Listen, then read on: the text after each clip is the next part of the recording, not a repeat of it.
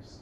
If you think about all of the qualities of mobile that are so compelling to us as researchers, to the media industry, and to consumers themselves, location is the big wow factor. So the fact that you can have an idea of where an individual is in the context of understanding what they might be doing is just a really, really fundamentally interesting thing. I'll bring a couple examples here that I think bring this to life.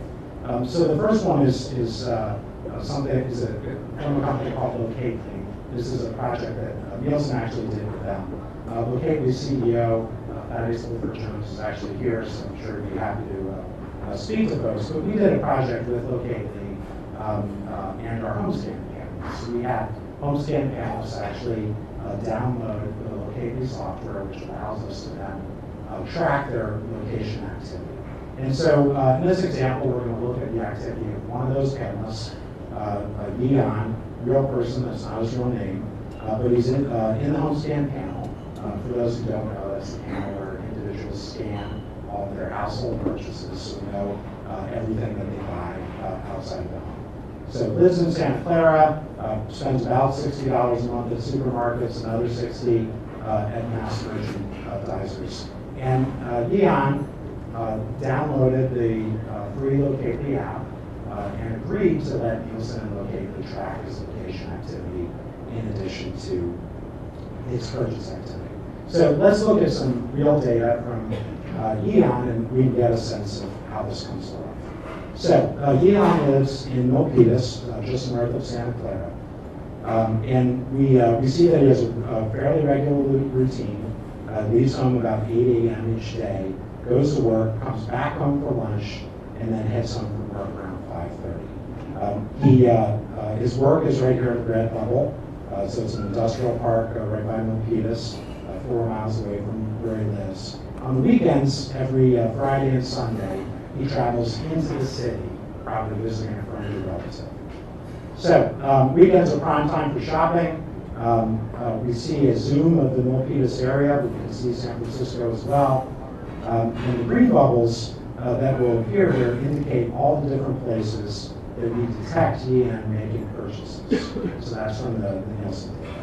But what's really interesting is to look at the different places Yeon went without reporting any purchase information. So those are the blue bubbles. So home and work, we've got several malls, a trip to IKEA, gas stations, restaurants, no purchase. So let's look at one specific trip that Yeon took from his home location in Milpitas. So Yeon first drives north through local roads, and then he'll make a left out onto the freeway, and that'll be Freeway 880. So he's going to drive onto the freeway here and head south towards Santa Clara. And you can see on the right, he'll drive past 2 stores of interest. One is Walmart, and the other is Best Buy. And we know that he never goes to Best Buy, but he shops at Walmart about once a week. And this is interesting because we're going to see Yeon go a substantial distance to a rival or a competitor of Best Buy. So we'll keep following Yeon here down the freeway. He drives past Best Buy. He's going to pass some other retailers, both the right and the left, so we can detect all those drive pasts. And his destination comes up here on the right. So it's the green box there.